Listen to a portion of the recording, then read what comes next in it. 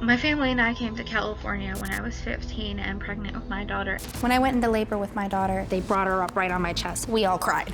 It was the most amazing thing, and she was perfect. Eventually, my little sister and I ended up in foster care, and they took my daughter away from me.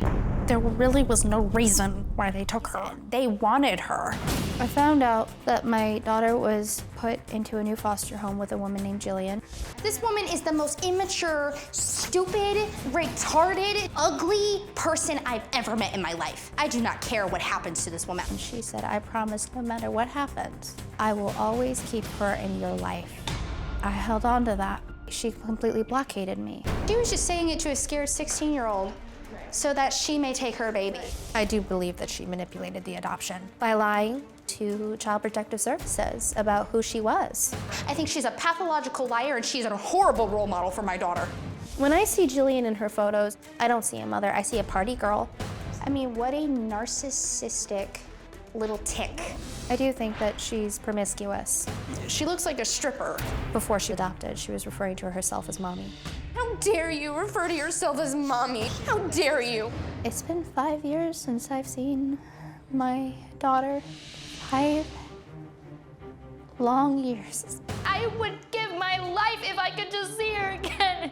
If I could hold her, if I could love her, if I could be with her every day.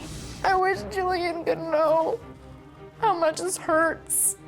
I just want to love my daughter. Okay, so let's talk about this.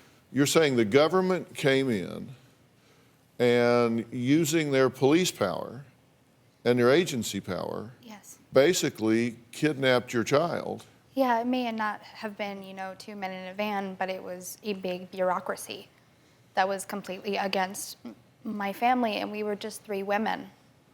Okay, well, let's talk about how this all happened.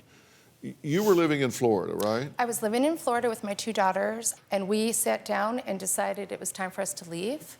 And we left and headed to California. So you, Olivia, and Phoebe, I was pregnant. 6 months. You leave and you go to California. Right. Yes. You said you had a car and $750. That's all I had. And you head for California. You Right. figure you can get here and get work. As a okay, threat. so you get to California. Right? And you don't find work. No. You have a baby and you are living in a car. Right. So you, Phoebe, Olivia, and Evelyn are living in a car. Right. But then, And this is Phoebe, by the way, down here. Hi. And you're living in a car, but the girls are in school. The girls are in school, and she was at Santa Monica High School, and they have an in-school program for teen moms where the baby would be in school with her all day. Right. After school, I'd pick up both daughters. We'd go to the YMCA in Santa Monica. We'd stay there till they closed at 10 o'clock. We would do our showers, we would have our dinners, and do our homework. When they closed at 10 o'clock, we would get back in the car, and I would drive them around all night while they slept. At 7 o'clock in the morning, it was back to the YMCA, dress, teeth, brushing, breakfast, and to school they went. Okay, but then something happens because it comes time to pick you up from school. You're not there because Right. you've gone to the promenade with friends. She spends the night at a girlfriend's house. Yes, with the baby. With Evelyn. Okay, then you go to school the next day. Yes. And you tell the counselor you were living in your car. I did not tell them that I was living in my car, no. When I spoke to the CPS person, they said, we've been informed that you're living in the car. Yeah. So Maybe somebody told them, it wasn't saw. me. They take the kids. Right. So they say, you can't be raising these 2 girls and a baby in the car, so they take them.